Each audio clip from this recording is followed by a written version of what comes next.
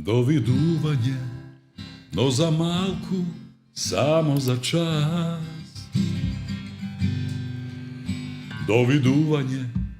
Има една прекрасна албанска поговорка која вика: кога ќе умре мајка ти, започнува старост. И да знаеш дека е многу вистината. Да. Мајка ми кога умре, јас имав 34 години, но веднаш набргу после тоа се почувствував како да имам 64 години. Кога изгубиш родител кој пред твоите очи исчезнува, го снемува, Анче умре, помалку од 40 кила имаше жената. Тоа беше лошо за гледање, лошо за... Не му го пожелувам тоа никому. Кај Џамбас беше обратно. Џамбас падна на пазар да ми купи маџуни, ако имам 16 тегливо такво, па си ги скрши раце. Таква приказна е таа. Мајка ми умира на денот на 35 годишнината од нивниот брак. Татко ми спиеше таму во болницата, ја буди во договорено време заради терапијата и она ги отвора очите и Џамбас и го става цветот на градите што ја го купил и она само го помилувала за раката и само го испуштила последното тоа што го имала. Ја мислам дека мајка ми, не сакајки, ја одложи својата смрт само за да дочека да се јави Тања, сестра ми, дека ја примиле таму и таму на работа во Австрија, на тоа место кај што она очекуваше. А јас 2 дена пред да умре ја донесов книгата посветена на неа. Тоа сум јас, посветена на мојата мајка Анче. И она ја виде книгата, ги виде првите 2-3 страни, таа насмевка никогаш нема да заборавам. После 2 дена си очи како да чекаше, како да ја одложи смртта,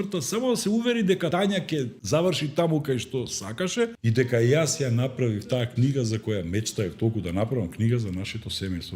А сега оди, сакам тивко да те сонам, довидување, спошто значи врати се ти.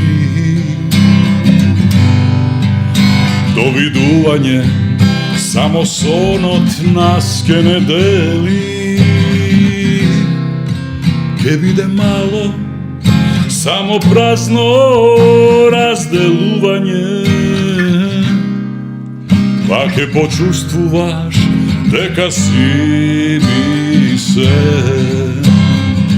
Довидување.